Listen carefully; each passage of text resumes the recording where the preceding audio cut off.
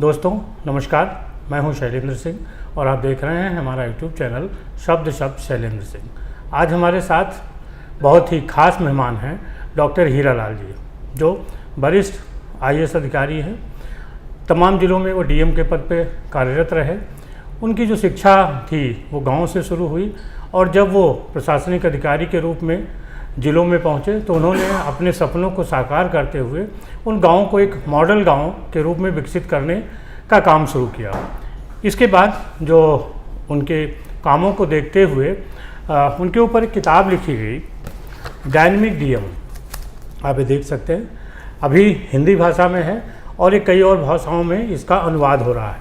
इसकी जो लेखिका हैं वो कुमुद शर्मा जी हैं और ये अमेज़ॉन और बाकी तमाम जगहों पर पढ़ने के लिए उपलब्ध है। मैंने इस किताब को पढ़ा तो देखा कि डॉक्टर साहब ने कितना मेहनत से काम किया और मुझे लगता है कि जो उन्होंने अपने बचपन में गांव में देखा होगा उसको सुधारने का प्रयास किया।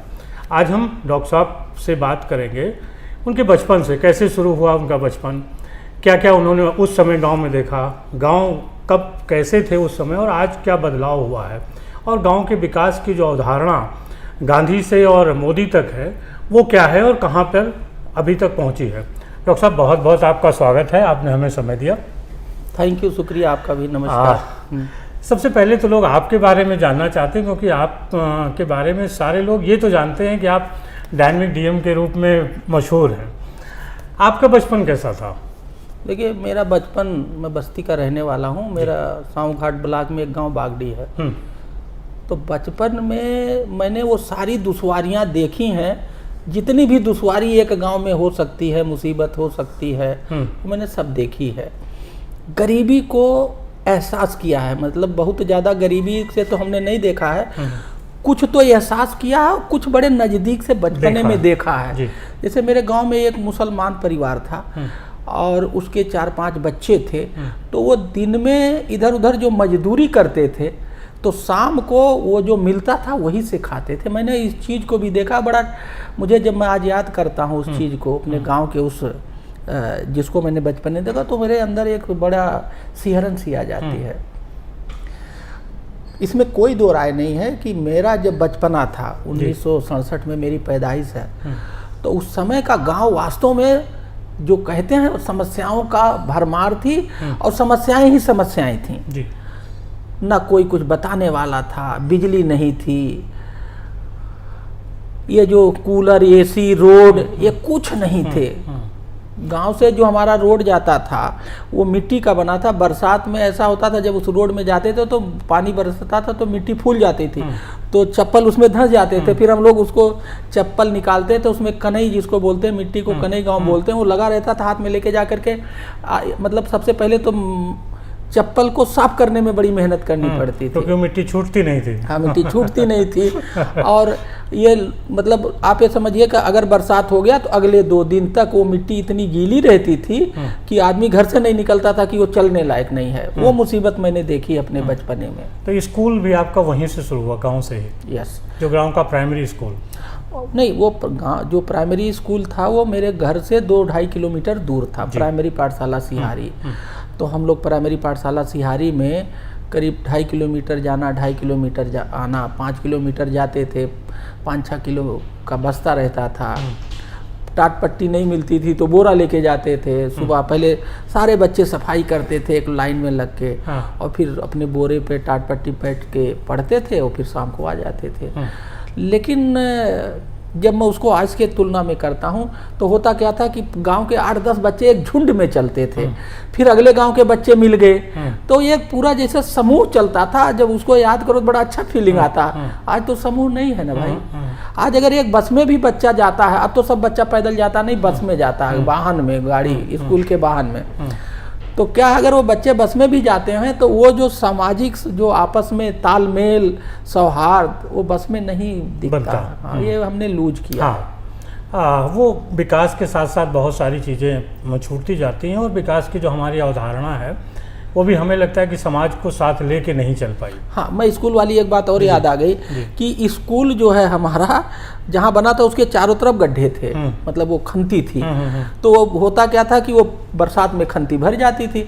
अब आप रोड से स्कूल में जाओगे तो बीच में वो पानी भरा रहता था। तो हम लोग क्या करते थे, बस्ते को सर पे रख लेते थे और जो है पैजामा जो पहनते हैं नहीं निकाल लेते थे। तो अंडरवियर में क्रॉस करते थे। उसका अपना एक, हम तो अब जो याद करते हैं तो बड़ा अच्छा फीलिंग आती है, एक मजा, मतलब उसको we drive enjoyment by remembering that situation and that thing.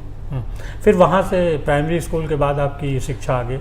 उसके बाद मैं वहीं बगल में जूनियर किसान उच्चतर माध्यमिक विद्यालय रसूलपुर था, वहाँ मैं गया 6 से 8 तक पढ़ा। अब हमारी सफ़र पैदल यात्रा 2 किलोमीटर और बढ़ गई, तो मतलब पर डे 4 किलोमीटर आना जाना।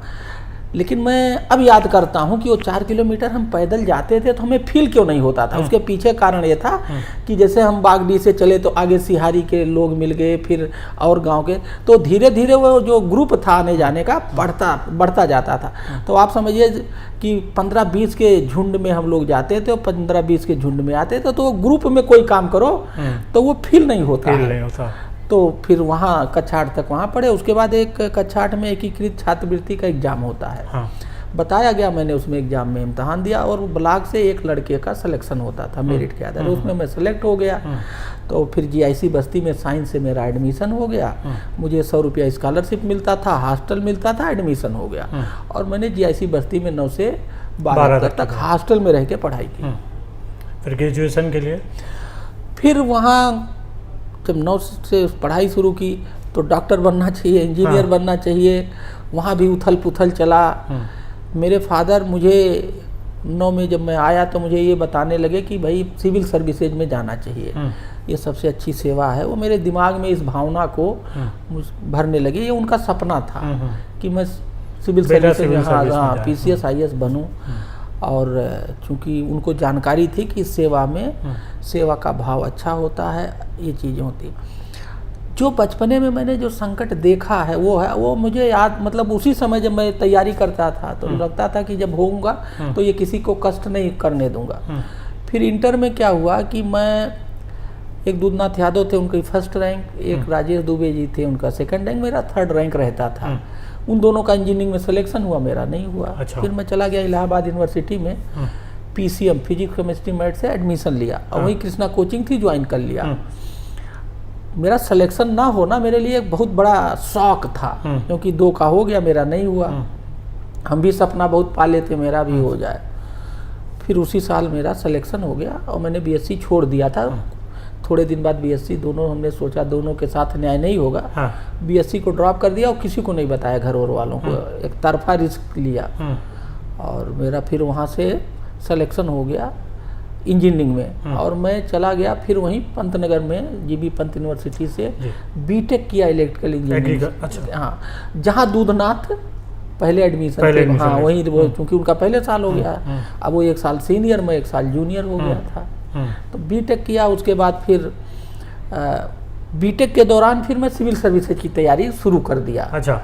कोई बताने वाला नहीं था, लेकिन मैं छानबीन करना, पता करना करके, और जैसे उस समय क्या प्रयोगिता दर्पण, प्रगति मंजूषा, इस तरह की मैगजीन जो उस समय कंपटीशन की किताबें, हाँ किताबें थी, उनका पता करना, पढ़ना शुरू किया। जब B.Tech कर रहा था तो उसी दौरान हमने गेट का इम्तहान दिया, जिससे M.Tech में एडमिशन होता। चूँकि माहौल ये था कि मुझे सिविल सर्विसेज की तैयारी करनी है, ये डिसाइडेड था। तो मैं फिर 1 साल चला गया दिल्ली मुखर्जी नगर में, किराए के मकान में रहता था और वहाँ कोचिंग वोचिंग नहीं ज्वाइन किया, लेकिन वहाँ की वहाँ माहौल अच्छा है, वहाँ पूरे देश के लोग आते हैं, तैयारी करने का एक माहौल है। फिर मैं वहाँ 1 साल रहा, वहीं से इंजीनियरिंग सर्विसेज में भी मैं अपीयर हुआ। और फिर 1 साल रहने के बाद ये हुआ कि अब मुझे जो माहौल या जो जानकारी चाहिए थी मोटी मोटी हो गई है। फिर मैं गेट के थ्रू ITBHU में जो गेट एग्जाम दिया था, उसके थ्रू मैंने ITBHU में M.Tech में एडमिशन लिया पावर इलेक्ट्रॉनिक्स से। अच्छा। और मैं वहाँ M.Tech करने लगा। तो उस समय मुझे 1800 स्कॉलरशिप मिलता था। मोरबी हॉस्टल में रूम नंबर 102 में रहता था। और वहाँ भी कुछ हमारे जैसे B.Tech M.Tech के PhD के लोग सिविल सर्विसेज की इंजीनियरिंग सर्विसेज की तैयारी कर रहे थे, सिविल सर्विसेज की तैयारी कर रहे थे, इंडियन फॉरेस्ट सर्विसेज की तैयारी। बहुत अच्छा माहौल तो नहीं था, लेकिन एक माहौल था। फिर वहीं से हुआ क्या, मेरा इंजीनियरिंग सर्विसेज में सिलेक्शन नहीं हुआ। आईएएस में 1 साल, पहली साल में प्रीलिम दिया, मेन दिया, फिर उसके बाद सिलेक्शन नहीं हुआ। फिर इसी बीच मैंने बिना, क्योंकि आईएएस की तैयारी थी, मैंने पीसीएस का इम्तहान दे दिया था। अच्छा।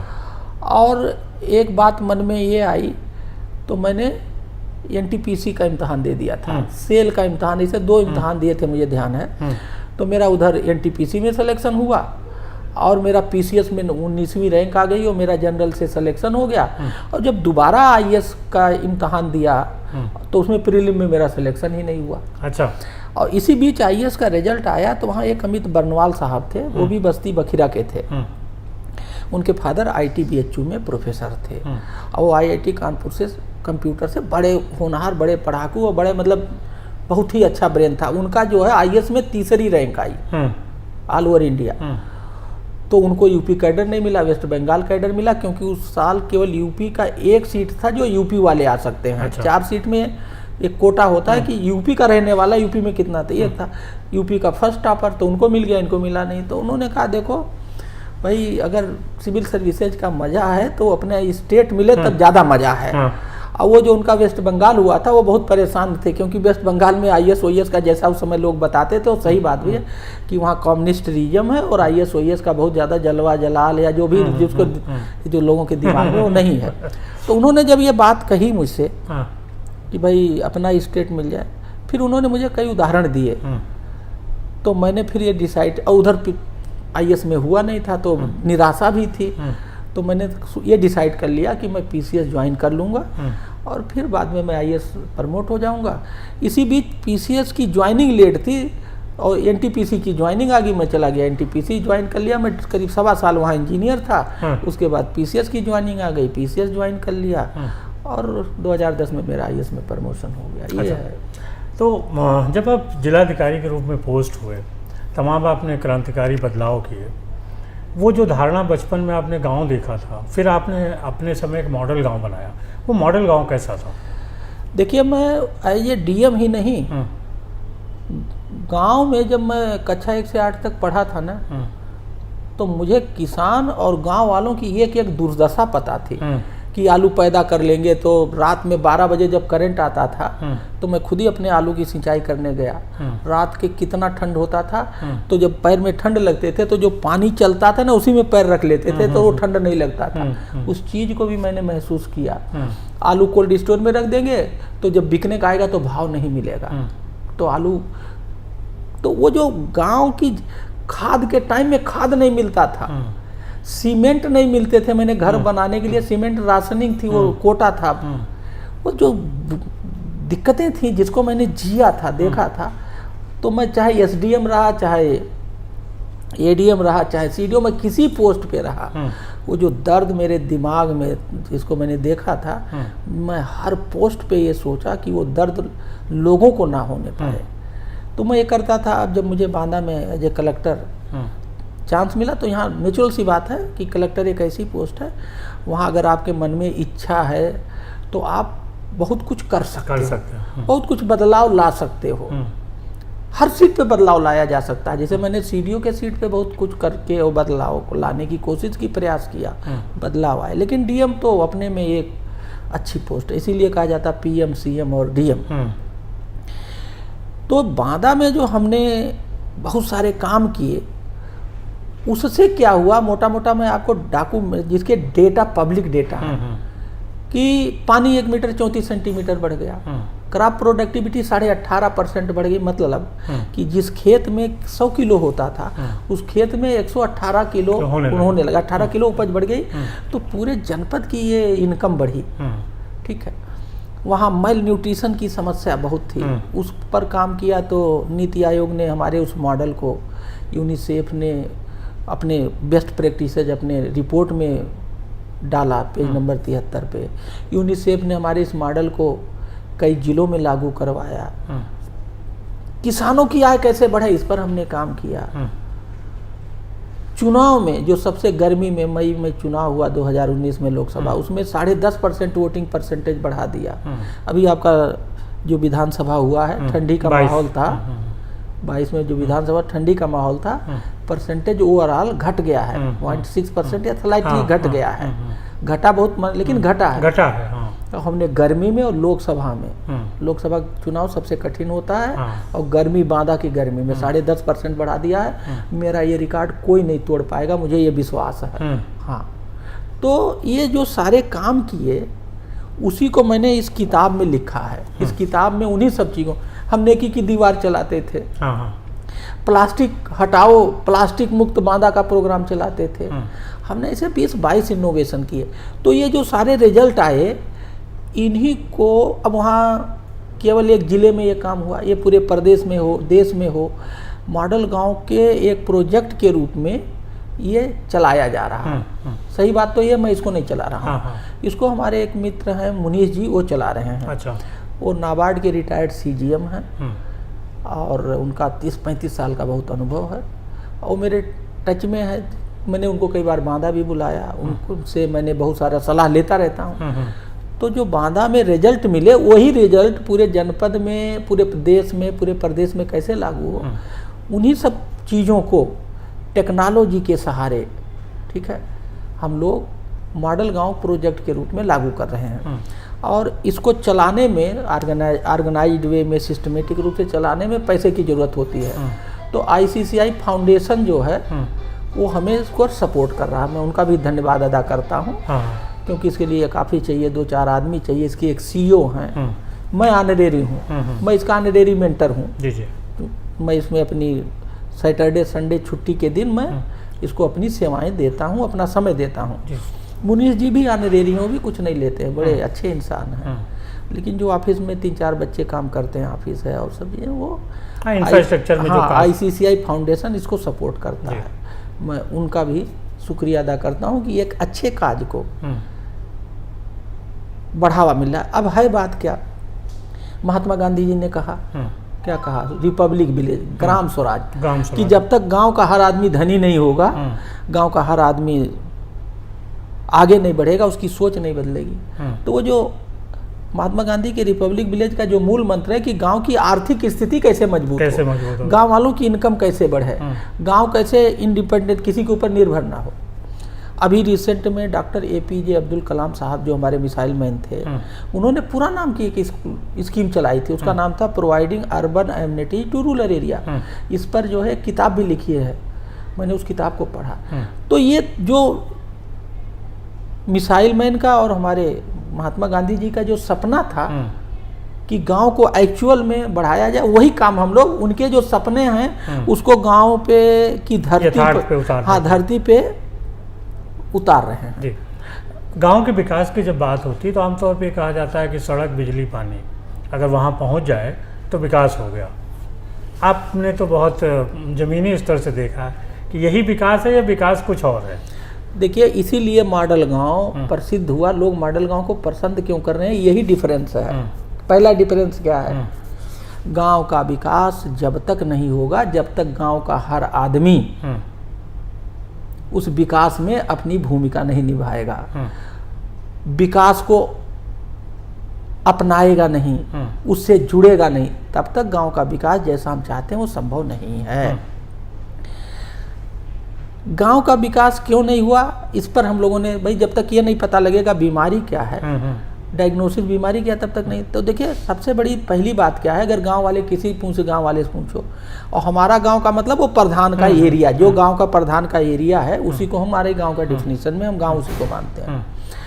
विकास किसी गांव वाले से पूछ लो, किसी से पूछो, तो उसे विकास पता नहीं है कि विकास क्या होता है, पता है तो आधा अधूरा पता। गांव में अगर पूछो किन किन मुद्दों पे काम होना चाहिए, तो जैसा आप कह रहे हो, वो कहेगा नाली, खड़ंजा, स्कूल और राशन मिल जाए साहब, ऐसे 5-6 चीज बताता है। हम लोगों ने अपने मॉडल में 25 चीजें लिखी है, ठीक है, हमारे की 25 मुद्दे पर एक साथ काम हो। तो गांव वाले को ना विकास पता, नंबर 1, और नंबर 2, विकास के सारे मुद्दे नहीं पता, 2-4 मुद्दा पता।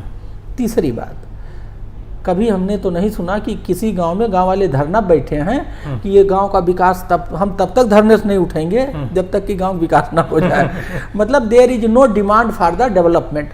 गांव वालों में विकास की चाहत ही नहीं है, मांग ही नहीं है, तो ना विकास पता, ना विकास के मुद्दे पता और ना विकास की चाहते, तो गांव का विकास कैसे हो जाएगा? इसका मतलब उनकी जागरूकता की कमी है या कुछ और? बिल्कुल। तो हम लोग मॉडल गांव में यही करते हैं। ये जो 3 समस्याएं हैं, ये जो भी हमने आपको बताया, हम उन्हें विकास के बारे में बताते हैं, विकास के वो 25 मुद्दे बताते हैं और उनके अंदर विकास की चाहत पैदा करते हैं। तो मॉडल गांव में हम लोगों ने क्या किया, विलेज मैनिफेस्टो का कॉन्सेप्ट लाए हैं। चुनाव में तो आपने इलेक्शन मैनिफेस्टो सुना होगा। जब हम विलेज मैनिफेस्टो बनाने लगे तो हम लोग, कई लोगों ने हमसे कहा कि आप तो ये तो राजनीतिक हो जाएगा। तो फिर मैंने पढ़ाई करी।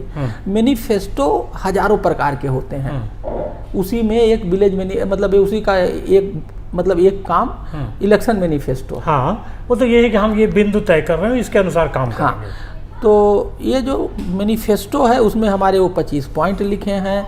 ऑनलाइन हमारी साइट से कोई हो सकता, पहले गांव वाले को अवेयर तो करो, जागरूक तो करो कि विकास क्या है और विकास के मुद्दे क्या हैं।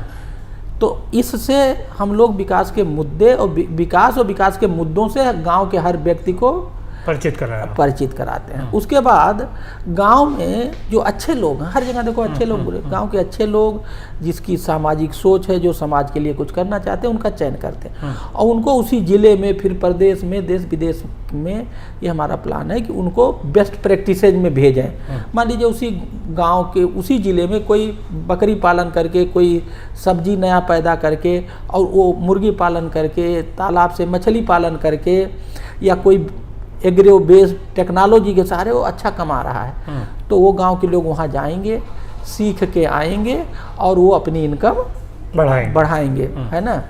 तो ये बेसिकली इसका मोटा मोटा कॉन्सेप्ट है। और कुछ चीज़ें जो आप मॉडल गाँवों को लेकर बताना चाहते हैं? देखिए, मॉडल गांव का जो ये कॉन्सेप्ट है वो बेसिकली ये है पब्लिक पार्टिसिपेटरी अप्रोच। ये डिमांड सप्लाई का उल्टा है। क्या कि आपको कोई ज़रूरत हो गई तो कहीं से आपको मिल जाए। अगर आपकी पानी की समस्या है तो उसके लिए आप प्रयास करिए, ठीक है। आप अगर बच्चे पैदा कर रहे हैं तो आप उनके पढ़ाई का, उनको अच्छा नागरिक बनाने के लिए वो इंतजाम करिए और उसके लिए प्रयास करिए, ठीक है। जो ये दूसरे डिमांड सप्लाई है, गाँव वालों को कोई ज़रूरत है कहीं से मिल जाए, ये नहीं काम चलेगा। तो अब गांव में जागरूकता भी आ रही। देखिए बहुत सी चीज़ों, अब लोग जैसे आपने देखा कोविड में सब गांव की तरफ गए, बहुत सारे पढ़े लिखे लोग नौकरी छोड़ के गांव में आकर के कोई एक गांव वाला ही धंधा कर रहे हैं। तो एक नया ट्रेंड सेट हुआ है और उससे गांव को एक अच्छी, गांव के विकास में एक अच्छा सहायता मिलेगा। एक चीज़ है, शहर बढ़ रहे हैं। पहले सिर्फ महानगर बढ़ते थे, अब लगभग हर शहर की सीमाएं बढ़ रही हैं, लोग बढ़ रहे हैं और जब शहर बढ़ रहे हैं तो गाँव को ख़त्म करते जा रहे हैं। गांव जो है शहर में शामिल हो जाता है, एक नोटिफिकेशन आ जाता है कि नगर निगम में आ गया। इसका गांव के जीवन पे क्या प्रभाव पड़ेगा? देखिए, मैं आपको बताऊं कि जो शहर में लोग रहते हैं, लोग कहते हैं गांव में 65 से 70% रहते हैं। मैं कहता हूं गांव में आज भी 95% से ज़्यादा रहते हैं। कैसे, ये मैं क्यों कहता हूं? मैं इसलिए कहता हूं, आप मेरा उदाहरण लीजिए, मैं शहर में हूँ ना, लेकिन मेरा दिल, दिमाग, खेत, घर गाँव में है। ऐसे शहर में जो लोग हैं वो गाँव से आए हैं। यहाँ क्यों आए हैं? मेरी तरह नौकरी करने आए हैं या रोजगार करने आए, कुछ करने, लेकिन गाँव में उनकी जमीन है, घर है और वो गाँव से उनका लगाव है। एक बात, शहर में जो लोग हैं उनको खाना कहाँ से आता है? गांव से। गांव सब्जी कहाँ से आता है? गांव से। दूध कहाँ से आता है? गांव से। और ये जो ऑक्सीजन लेते हैं 24/7 हवा, वो कहाँ से आता है? गांव से, अगल बगल से। क्योंकि शहर में तो पेड़ ही नहीं है और पेड़ ही ऑक्सीजन देता। तो अगर इस नज़रिए से देखा जाए, अच्छा, और जो बड़े लोग हैं जिसके पास पैसा है, वो क्या करते हैं? वो फार्म हाउस खरीदते हैं और फार्म हाउस में वो खेती करते हैं और वो अपने फार्म हाउस का ही ऑर्गेनिक खाना खाते हैं और सब्जी खाते हैं। तो इसका मतलब वो भी किसान है, भले ही वो फैक्ट्री के मालिक हैं, बट ही इज ए किसान फार्मर। तो इसी बिना मैं कहता हूँ कि हमारे देश का 95% आदमी क्या गाँव में रहता है, गाँव में रहता है या गाँव पर निर्भर है या गाँव से उसका जुड़ाव है, वो गाँव से डिटैच नहीं है। तो मेरा ये मानना है जी। तो दोस्तों, ये थी गांव के महत्व की कहानी और गांव के विकास की कहानी। डॉक्टर साहब ने बताया हम लोग अपने गाँवों का अगर ध्यान रखें, जो शहर में लोग हैं, तो गांव का विकास और तेज़ी से हो सकता है। देखिए, मैं ये कहना चाहूँगा कि ये जो मैंने किताब ये डायनेमिक डीएम की लिखी है जी, और इसमें ये अमेज़ॉन और फ्लिपकार्ट पे उपलब्ध है। तो इसमें जो बात जो मैंने इसमें चैप्टर वाइज लिखा है वो सब वही गांव के विकास का, शहर की समस्याओं का, वही सब चीज़ें लिखी हैं। तो मुझे लगता है कि अगर लोग इसको पढ़ेंगे तो इसमें उदाहरण दिए हैं, सबूत दिए हैं, जैसे पानी विस्तार में सारी बातें। हाँ, जैसे पानी की समस्या क्या है, जेल सुधार, हमने कुपोषण की गांव में समस्या है, पेड़ को लगाते हैं मर जाता तो हमने पेड़ जियाओ अभियान चलाया था, प्लास्टिक शहर और गांव सबकी समस्या है, उसको कैसे ठीक, किसान की आय कैसी बढ़ाई जाए। इस तरह से ये जो महिला विकास, मॉडल गांव, इस पर हमने करीब कुल 14 चैप्टर लिखे हैं। तो मेरा अनुरोध है कि अगर इस किताब को आदमी पढ़े तो उससे क्या होगा, इसकी टैगलाइन है सहयोग से सुशासन, सुशासन से समृद्धि। तो घर में भी सुशासन होता है। अगर उस गांव का सुशासन, उस घर का सुशासन अच्छा हो गया तो गांव की मतलब घर का इनकम बढ़ जाएगा, घर के लोगों का इनकम बढ़ जाएगा। तो इस किताब पढ़ने से सबसे अच्छी बात यह है, इसके पढ़ने से घर का गवर्नेंस, गुड गवर्नेंस हो जाएगा। और जब वो गुड गवर्नेंस हो जाएगा तो उसमें समृद्धि, गांव की, घर की समृद्धि बढ़ जाएगी और गांव भी समृद्ध होगा। मुझे ये कहना है। और ये अमेजॉन पे तो है, किंडल वगैरह पे भी उपलब्ध है? अमेजॉन पे भी है, फ्लिपकार्ट पे भी है, किंडल पे भी है, और कैश ऑन डिलीवरी भी है कि मतलब पैसे भी पहले नहीं देना है, जब डिलीवरी होगी तब देना है। ये ऑनलाइन का ज़माना है, ये सारी सुविधाएं इस किताब के। इसका इंग्लिश वर्जन 1 महीने के अंदर आ जाएगा। अच्छा। और इसका एक गुजराती वर्जन भी हम लोग बनवा रहे हैं, वो भी 1 महीने में आ जाएगा। जी, बहुत शुक्रिया। तो साथियों, देखिए, पढ़ने का फ़ायदा हमेशा होता है। डॉक्टर साहब की किताब पढ़िए, इससे आपको भी फ़ायदा होगा, देश और समाज को भी फ़ायदा होगा। बहुत शुक्रिया आपका। Thank you. आपको भी नमस्कार। थैंक यू, शुक्रिया, धन्यवाद।